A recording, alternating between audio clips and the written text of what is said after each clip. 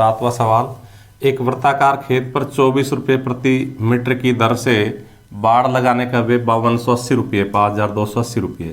तो देखो बाड़ ऐसे लगती चली जाएगी और किस पे लग जाएगी, परिधि पर लग जाएगी। तो कुल मिला के हम जो बाड़ लगाने का खर्चा है और 1 मीटर का जो खर्चा है उनकी सहायता से वृत्त की परिधि निकाल लेंगे। फिर आगे हमसे क्या पूछा गया है, इस क्षेत्र की 0.50 रुपये प्रति वर्ग मीटर की दर से जुताई कराने का व्यय ज्ञात करना है। तो जब जुताई होगी तो ट्रैक्टर इस प्रकार से इसमें चलेगा, वो खेत को जोत देगा और क्या जुतता है, इसका क्षेत्रफल जुतता है। तो फिर हम परिधि की सहायता से त्रिज्या निकाल लेंगे और त्रिज्या से क्षेत्रफल और क्षेत्रफल से जुताई का खर्चा निकाल देंगे। तो हम क्या लिखेंगे, हम लिखेंगे व्यय बराबर 5280 रुपया और बाड़ लगाने की दर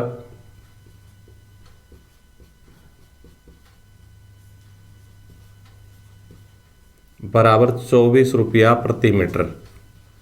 इन दोनों की सहायता से अब हम लिखेंगे इसलिए खेत की परिधि। अगर हम कुल खर्चे में जो कि 5280 रुपया है दर का भाग दे देंगे तो परिधि आ जाएगी। तो 24 का भाग अगर हम इसमें देते तो 24 दूनी 48, फिर 4 बचेगा, फिर भी 24 दूनी 48, तो 220 मीटर आ गई परिधि। अब परिधि के नीचे परिधि का सूत्र रख देंगे 2πr बराबर 220। पाई का मान रख के हम r का मान ज्ञात कर लेंगे। तो पाई का मान 22/7 रख दिया और अब हम r कैलकुलेट करते तो 220, 7 ऊपर चला जाएगा, 2 और 22 नीचे आ जाएंगे, 22 से 22 कट के 10, 2 पंजे 10 और 7 पंजे 35 मीटर लिखेंगे। इसलिए खेत का क्षेत्रफल, क्योंकि जब जुताई करते हैं तो क्षेत्रफल की जाती है, तो खेत का क्षेत्रफल। खेत वृत्ताकार है इसलिए सूत्र लगेगा πr²। पाई का मान 22/7, r का मान 35 मीटर हमने अभी अभी कैलकुलेट किया है।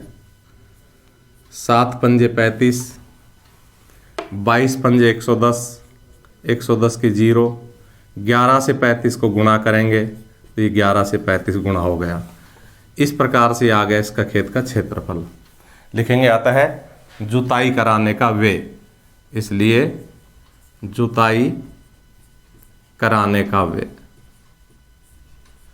इससे पहले हम एक लाइन और लिख सकते हैं कि 1 वर्ग मीटर की जुताई का व्यय, चूँकि 1 वर्ग मीटर जुताई का व्यय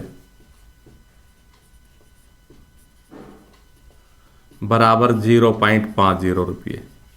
इसलिए जुताई कराने का कुल व्यय कितना हो जाएगा, खेत की जुताई भी लिख सकते हैं यहाँ, इसलिए खेत की जुताई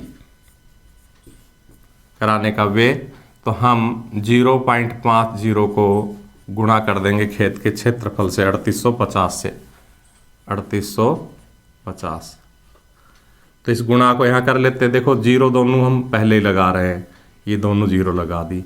5 से गुणा करेंगे, 5 5 25, 5 8 40 और 2 हासिल के 42, 5 3 15 और 4 हासिल के 19। और अब हम 2 अंक छोड़ के 10 मिनट लगा देंगे तो उस खेत की जुताई का खर्चा कितना जाएगा, 1925 रुपया। देखिए एक वृत्ताकार घास के मैदान की त्रिज्या 35 मीटर है, तो ये 35 मीटर त्रिज्या का घास का मैदान हो गया। इसमें घास उगी हुई है। इसके बाहर चारों ओर 7 मीटर चौड़ा मार्ग बना रखा है, तो ये हमने इसके बाहर चारों ओर 7 मीटर चौड़ा मार्ग बना दिया। इसकी चौड़ाई कितनी है, 7 मीटर। तो इस मार्ग का क्षेत्रफल ज्ञात करना है। तो ये मार्ग क्या हो गया, ये मार्ग हो गया संकेंद्रीय वृत्तों से परिबद्ध क्षेत्रफल। तो यहाँ सूत्र लगा देंगे डायरेक्ट कि भाई ये संकेंद्रीय वृत्तों से परिबद्ध क्षेत्रफल, और इसका फॉर्मूला होता है। तो हम क्या लिखेंगे, हम लिखेंगे मैदान की त्रिज्या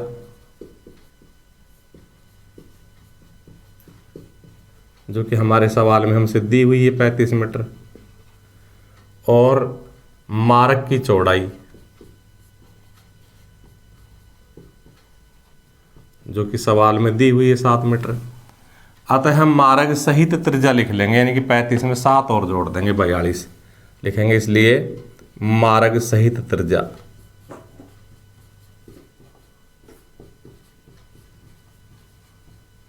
बराबर 35 में 7 जोड़ देंगे 42 मीटर।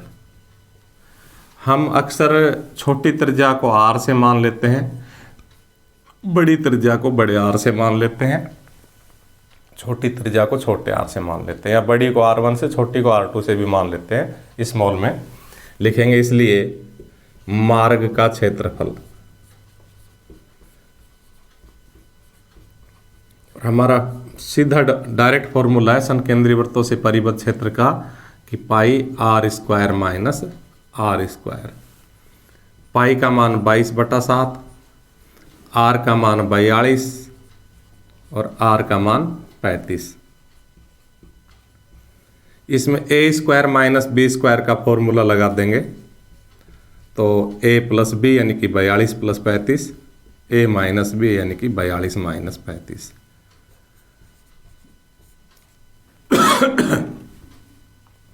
पाँच और 2 7 जोड़ दिया इनको, 4 और 3 7 और इनको घटा दिया तो 7 आ जाएगा।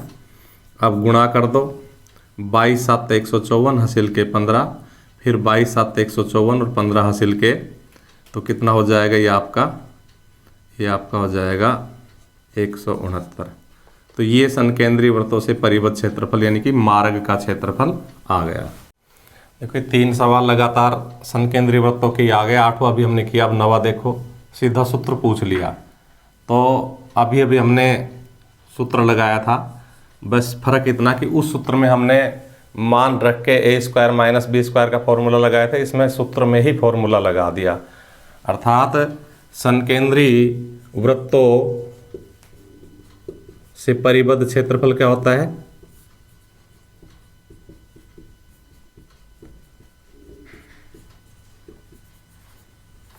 जो कि अभी हमने 8वें सवाल में भी लिखा था, पाई r² माइनस r²।